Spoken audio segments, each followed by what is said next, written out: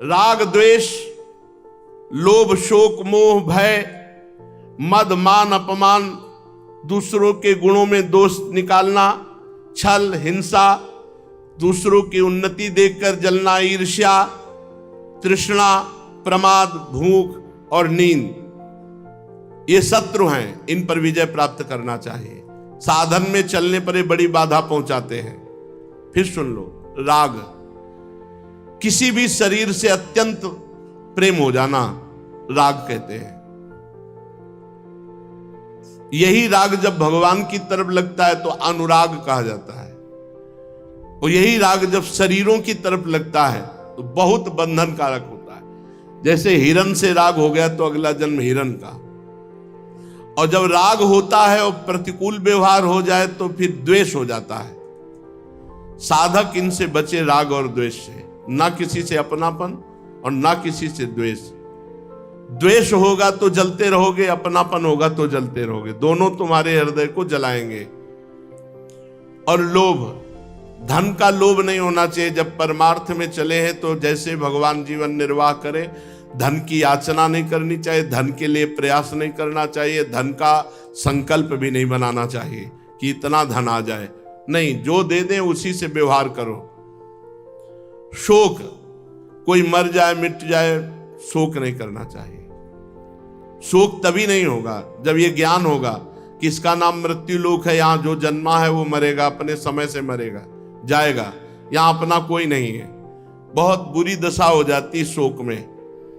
अकेला लड़का है, बहुत बढ़िया पढ़ रहा था और पधार गया। अब माता पिता परिवार की हालत वर्षों वर्षों वो दुख से नहीं निभर पाते। ये शोक बड़ा भयावना है। मोह, ये मेरी पत्नी है, मेरा पुत्र है, मेरी पुत्री है, मेरा घर, बड़ा मोह का जाल फैला है। मोह बहुत भगवान का विस्मरण कराता है। मोह गए बिनु राम पद होई न दृढ़ अनुराग। मोह मूल बहुशूल प्रद त्याग उत्तम अभिमान। ये मोह जो है बहुत बंधन कारक है। ये मोह नष्ट होता है, खूब सत्संग सुने, नाम जप करे, इसी से नष्ट होता है। भय, अब जैसे भगवान के भजन में चल रहे तो मन बेमतलब भय दिया करता है। संसार भयावह है, कई तरह के भय लगे रहते पीछे। इज्जतदार को कहीं हमारी अपमान न हो जाए, कोई बेइज्जती न हो जाए, धनी को कहीं हमारा धन न खो जाए, बहुत तरह की वृत्तियां होती हैं। भय न करो, भगवान के चरणों का आश्रय लियो, भय नहीं। योगक्षेमम वहाम्यहम्, अप्राप्ति की प्राप्ति और प्राप्ति की रक्षा, ये दोनों भगवान संभाल लेते हैं। मद, विद्या आदि का, धन आदि का मद होता है, या बहुत तरह का, हमारा बड़ा महत्व है इसका भी मद होता है। रूप का मद होता है, कुल का मद होता है, बहुत तरह के मद होते हैं। इनका त्याग कर देना चाहिए। ये मद अभिमान उत्पन्न होता है। भजन का भी होता है कभी कभी अभिमान। इस तरह के जो अभिमान है वो भगवत प्राप्ति में बहुत बाधक है। अपमान दूसरों का करना नहीं, अपना सहना है। परमार्थ में अपमान किसी का करना नहीं, और अपना अपमान हो तो हंसकर सह जाना। नीचापमानम सुधा, नीच पुरुषों द्वारा किया हुआ अपमान अमृत के समान सह जाना है। और असूया, दूसरे की जब प्रशंसा सुनते हैं तो उसमें जो हम दोष निकालते हैं, दूसरे के गुणों में दोष निकालना, ये बहुत घातक है। पर प्रायः उपासक चूक कर बैठता है। जहां किसी की प्रशंसा, अरे वो तो ऐसा, फौरन निंदा कर देगा। और निंदा किए से आवत नहीं कछु हाथ, मूर्ख पर्वत पाप को ले चल अपने साथ। बेमतलब पाप रूपी पर्वत अपने सर पर डाल लिया। दूसरे की निंदा करने से कोई लाभ नहीं मिलता। तो दूसरों के गुणों में दोष देखना, पर दोष दर्शन, पर चर्चा, पर निंदा, ये भगवत मार्ग में बहुत बाधक है। इसको पकड़ ले कि हमें पर दोष दर्शन नहीं करने, पर निंदा नहीं करनी, पर निंदा नहीं सुननी। अगर ये नियम ले लोगे तो बहुत अच्छा रहेगा, नहीं तुम्हारे भजन में बाधा यही सब बातें कर देती। वाणी से निंदा करने में बहुत सुख का अनुभव होता है मलिन हृदय को। छल, सामने कुछ कह रहे हो पीछे कुछ हो, बात कुछ कह रहे हो हृदय में कुछ है, ये छल कपट है। ये भगवान को अच्छा नहीं लगता, इसलिए उपासक को अपने हृदय में ऐसा छल कपट धारण नहीं करना चाहिए। जो बोल रहे हैं वही हृदय में, जो हृदय में वही बोल रहे हैं, जो सामने वही पीछे, जो पीछे वही सामने। अंतराय नहीं होना चाहिए, सामने कुछ पीछे कुछ, मुख में कुछ हृदय में कुछ, इसे छल कपट कहते हैं। हिंसा, वाणी से शरीर से मन से किसी की किसी भी तरह पीड़ा देना, दुख पहुंचाना, ऐसे कठोर वचन बोलना, ये सब हिंसा के अंतर्गत आते हैं। उपासक को ऐसा नहीं करना चाहिए। दूसरे की उन्नति देखकर जलना, ये ईर्ष्या। कल एक बहुत अच्छे साधक ने प्रश्न किया था कि जब हम विचार करते हैं तो हमें पूरी साधना में एक शब्द मिला जो बहुत घातक है, ईर्ष्या। हम कहा तुम्हारी बात का हम समर्थन करते हैं।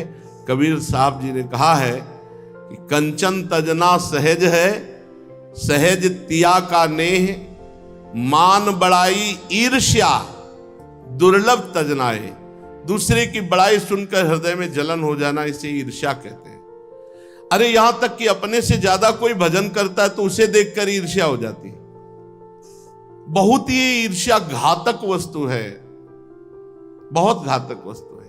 बहुत ही ईर्ष्या बहुत ऊंचाई तक है, बहुत अच्छे अच्छे साधकों में संतों में ये पाई जाती है। वो बढ़ा जा रहा है, उसकी बड़ी कीर्ति हो रही, बड़ा यश हो रहा है, कोई लेना देना नहीं, पर ईर्ष्या अंदर जागृत हो गई। कैसे गिराया जाए? मत्सरती, मेरे से आगे बढ़ा जा रहा है, मत्सरता, ईर्ष्या, ये बहुत बहुत ऊंची कोटि। गुरु शिष्य जैसे पावन संबंध में भी ये देखा गया। श्री रामानुजाचार्य जी को उनके गुरुदेव ने जहर दे दिया, क्योंकि शिष्य बड़ा प्रवीण विद्वान आगे बढ़ता जा रहा है, तो गर्व होना चाहिए कि ऐसा शिष्य पर ईर्ष्या बढ़ गई। जब एक व्याख्या में भगवान के श्री सौंदर्य की व्याख्या कर रहे थे तो कपोलों की, भगवान के कपोल, भगवान के अधर, ऐसे शोभा वर्णन कर, तो उसमें जो अधरों की लालिमा, तो वो बंदर के पृष्ठ थे, गुरु जी ने दी। बंदर का पृष्ठ भाग जैसे लाल होता है, तो उनको बहुत चुभा और वो एक तरह से विकल हो गए कि भगवान की श्रीअंग की उपमा बंदर के पृष्ठ भाग से। फिर संस्कृत में उन्होंने उनको लगाए तो ये ईर्ष्या बहुत सूक्ष्म वस्तु है। ये मतलब देवताओं में भी पाई जाती है और बड़े बड़े साधकों में भी पाई जाती है और ऋषि मुनियों में भी पाई जाती है। जो भगवत प्राप्त है वहां तो ईर्ष्या का प्रवेश नहीं होगा, नहीं तो ईर्ष्या। वशिष्ठ जी के 100 पुत्र मरवा डाले विश्वामित्र जी ने, 100 पुत्र। राक्षस का भाव प्रकट करके कलमस पाद राजा थे, उनके ऊपर राक्षस का आवेश किया, 100 पुत्रों को खवा डाला। बहुत, अरे ये ईर्ष्या मिटा पाना बहुत कठिन होता है। ईर्ष्या बहुत बुरी चीज है, बहुत बुरी चीज। फिर तृष्णा, ये बड़े बड़े जाल हैं जिनको साधक समझ ही नहीं पाता। भोगे हुए भोग की याद आकर पुनः भोगने की इच्छा, इसका नाम तृष्णा है। फिर प्रमाद, जो करना चाहिए उसको टाल देना, अरे कल कर लेंगे, और जो नहीं करना चाहिए उसे अभी करना, इसे प्रमाद कहते हैं। ना करने योग्य कार्य को तत्काल करना और करने योग्य कार्य को टाल देना, जबकि साधक ना करने योग्य कार्य की टालने वाली वृत्ति रखता है। देखा जाएगा आगे देखा जाएगा। और जो करने योग्य कार्य है उसे अभी, काल करे सो आज कर, आज करे सो अब, पल में परलय होएगी बहु करोगे कब, आज अभी इसी क्षण। पर प्रमाद क्या करवाता है? अच्छे कार्यों को जिनको अभी करना चाहिए उनको कल के लिए टाल देता है, बुरे कार्यों को जिनको टाल देना चाहिए वो अभी करवाता है। इसका नाम प्रमाद है। भूख सहना सीखना चाहिए साधक को। अगर शरीर रोगी ना हो तो, अगर शरीर रोगी है तो फिर ये अभ्यास न करें, जो मिले डाल लो पेट में, क्योंकि अगर शुगर होना शुरू हो गई है और अगर आप भूखे रहोगे तो शुगर बढ़ जाएगी। अब आपका ब्लड प्रेशर की बीमारी, भूखे रहोगे तो लो हो जाएगा। कई ऐसी, अगर शरीर बीमार है ना तो जरूर आहार पाइए, क्योंकि अब उसमें नियम में न मत लाइए कि अब हम भूख का अभ्यास सह रहे हैं, नहीं चलेगा, नहीं गिरोगे धम्म से चक्कर आ जाएगा। शरीर अगर स्वस्थ है तो अभ्यास करना चाहिए। अब तो शरीर कैसे बतावे कि किसका स्वस्थ है? अगर 100 लोग खड़े किए जाए तो 1-2 भले निकल आवे, नहीं तो 98 तो कहीं ना कहीं दवा, कोई न कोई बीमारी, ऐसा समय आ गया है। नौजवान भी बीमार हैं, blood pressure low, blood pressure high, sugar, ये वो, छोटे छोटे बच्चे चश्मे लगाना। अवस्था हो जाए 50 के बाद की अवस्था में तो चश्मा की मांग न, कोई नजदीकी देखने में थोड़ा परेशानी आने लगती है। दूर का तो दीवार में वहां लिख दो, आप पढ़ लेंगे, लेकिन जैसे नजदीक है तो ऐसा लगने लगा कि क्या अक्षर है, लिपासा। भूख में वही अभ्यास करें जिनका शरीर स्वस्थ हो, अन्यथा जरूर पाना चाहिए। ये हमने देखा, जैसे आपका ब्लड प्रेशर की बीमारी है तो आपको पाना चाहिए, खाली पेट नहीं रहना। शुगर की बीमारी तो खाना चाहिए। कोई भी बीमारी हो तो थोड़ा समय से थोड़ा थोड़ा करके पा लीजिए।